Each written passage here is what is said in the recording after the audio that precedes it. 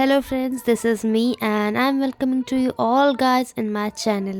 आज की इस वीडियो में हम यूज़ करने वाले हैं इन टेप रोल्स का, जिसमें हम अपनी क्रिएटिविटी दिखाते हुए कुछ प्रोडक्टिव बनाने की कोशिश करेंगे। जिसमें से मैंने एक टेप रोल को कार्डबोर्ड पर ग्लू की हेल्प से चिपका दिया है अच्छे से।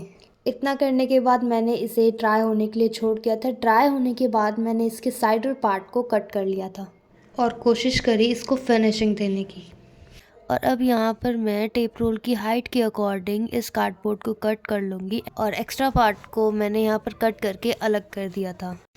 जिस कार्डबोर्ड के पीस को अभी हमने कट करा था उसे इस टेप रोल के आउटर साइड में कवर कर देना है। ग्लू की हेल्प से इसे अच्छे से लगा देना है। ग्लू को लगाते वक्त बिल्कुल भी कंजूसी नहीं करनी है। जब हम इसे बना रहे होते हैं तब हमें पता नहीं चलता, लेकिन जैसे जैसे ये ड्राई होता चला जाता है वैसे वैसे ये अपनी स्टिकीनेस छोड़ता चला जाता है, अगर हमने एक सही क्वांटिटी में ग्लू का यूज़ ना करा हो तो। जब तक ये ग्लू ड्राई हो रही थी तब तक मेरे को थोड़ी सी क्रेविंग हो रही थी, तो मैंने पॉपकॉर्न निकाले और उसके बाद जो मैंने खाया है ना, मतलब क्या ही खाया है। पॉपकॉर्न का एक पीस टेस्ट करने के बाद मुंह में पानी आ गया था और उसके बाद तो मतलब ऐसा लग रहा था बस खाते ही जाओ खाते ही जाओ खाते ही जाओ। पर चाहे जो भी हो, बढ़िया था, एक नंबर। खैर यहाँ पे मेरा खाना तो ख़त्म नहीं हुआ था, लेकिन कार्डबोर्ड ग्लू की हेल्प से अच्छे से चिपक गया था। तो इसके बाद मैंने आगे का प्रोसेस कंटिन्यू करा और फिर मास्किंग टेप की हेल्प से इसे सेट होने के लिए छोड़ दिया। ये सेम चीज़ हमें दूसरे टेप रोल के साथ भी करनी है। इतना करने के बाद मैंने एक और पीस कार्डबोर्ड का कट कर लिया, बट इस बार ये कार्डबोर्ड की स्ट्रिप छोटे टेप रोल के साथ जाने वाली थी। इस कार्डबोर्ड स्ट्रिप का यूज़ इस बार मैं टेप रोल के इनर साइड में करने वाली थी। तो जैसे कि मैं यहाँ पर एक बॉक्स बना रही हूँ, इस बार मैंने कार्डबोर्ड की हाइट टेप रोल से थोड़ी सी ज़्यादा रखी थी, ताकि जब मैं इसे लॉक करूँ तो ये लॉकिंग में भी थोड़ा काम आए। काम क्या है इसका बेटा, काम ही यही है, ये लॉक ही करेगा इसको। और अब ये कुछ इस तरीके का दिख रहा था। तो अभी यहाँ पे हमारी टेस्टिंग वेस्टिंग सब हो गई थी और अब यहाँ पे ग्लू की हेल्प से फाइनली हम इसको अच्छे से लगा देंगे। और एक और बात, यहाँ पे हमें बिल्कुल भी कंजूसी नहीं करनी है। और इसी के साथ हम इसके आउटर एरिया को भी कार्डबोर्ड की हेल्प से कवर कर देंगे, ताकि कोई इसमें कमी पेशी ना रह जाए।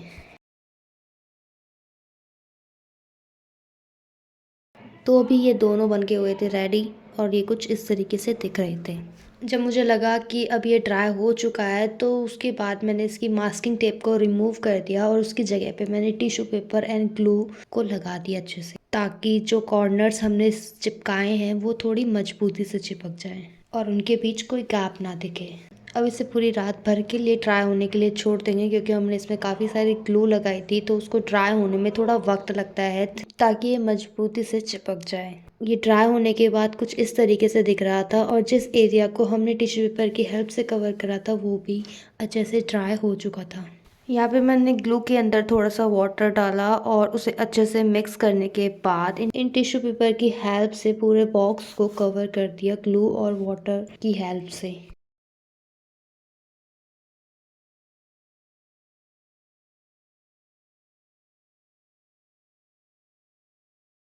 इतना होने के बाद ये कुछ इस तरीके से दिख रहे थे और अब फिर से मैंने इन्हें एक बार और ड्राई होने के लिए छोड़ दिया। अब जब ये ड्राई हो गए थे तो मैंने सोचा क्यों ना इन पे पेंट करा जाए, तो मैंने चूज़ करा वाइट कलर, जो कि मेरे पास था।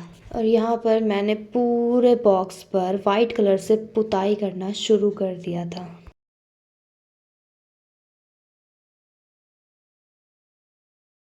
और इसी के साथ ये पेंटिंग वाला प्रोसेस ख़त्म हो गया था और अब बारी थी इसको फिर से एक बार और ट्राई करने के लिए छोड़ने की। सबसे गंदा प्रोसेस लगता है ये ड्राई होने वाला, बहुत टाइम लेता है भाई इसमें ये।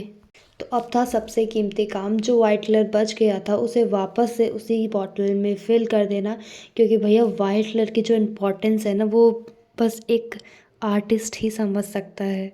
तो जितना वाइट कलर बचा सकते हो उतना वाइट कलर बचा लो भाई, मैंने तो बचा लिया। उसके बाद मैंने एक पूरी नाइट के लिए टिश्यू पेपर के छोटे छोटे से पीसेस करके पानी में डप करके रखे थे। तो सबसे पहले मैंने इसका सारा पानी बाहर निकाल दिया था ना, उसके बाद मैंने इसका पेस्ट बनाने के लिए ग्लू इसके अंदर मिक्स करा था और उसको अच्छे से मिक्स कर लिया था। अब इस पेस्ट को हम लगाएंगे इस बॉक्स के टॉप पर और ये टॉप भाई साहब ये बॉक्स अच्छे से लॉक हो चुका था, मतलब कि जो चिपक गया था इस पे, तो ये खुल नहीं रहा था। उसके बाद जो था ये कुछ इस तरीके से दिख रहा था ओपन होने के बाद। अब इस एरिया पे हमें इस पेस्ट को कवर करना है। इस बॉक्स के ऊपर मैंने पहले ही ड्रॉ कर लिया था जिस एरिया को मुझे फिल करना था। ये हाफ चांद जो मैंने बना रखा था, देखा जाए तो यहाँ मैं कोशिश चांद बनाने की ही कर रही थी। तो थोड़ा थोड़ा सा पेस्ट लेके मैंने इसे हल्के हाथों से धीरे धीरे सेट करना शुरू करा। और जिस तरीके से चांद में छोटे छोटे से होल्स, स्पॉट्स, दाग, ये सब चीज़ें रहती हैं, उसी तरीके से मैंने यहाँ पे इसको वही टेक्सचर देने की कोशिश करी। जब मैंने इसे बनाना स्टार्ट करा था तो स्टार्टिंग में मुझे ये थोड़ा डिफ़िकल्ट लग रहा था बनाने में, लेकिन धीरे धीरे जैसे जैसे मैं इसको बनाती चली गई वैसे वैसे ये ईज़िली अब बनता चला जा रहा था। तो थोड़ी थोड़ी दूरी पे मैंने इस तरीके के होल्स बना दिए थे, और कुछ छोटे थे कुछ बड़े थे। कोशिश करी थी इसे थोड़ा सा परफेक्ट बनाने के लिए, लेकिन लास्ट में जाते जाते ये अजीब हो ही गया था। भाई मेरी गलती थी ही नहीं इसमें। मैंने इसको बनाने में इतना टाइम लगा दिया था, इतना टाइम लगा दिया था कि मेरे पेशेंस लेवल की वाट लग गई थी, और मेरे अंदर अब बिल्कुल भी पेशेंस नहीं बचा था कि भैया इसका फाइनल लुक क्या होने वाला है।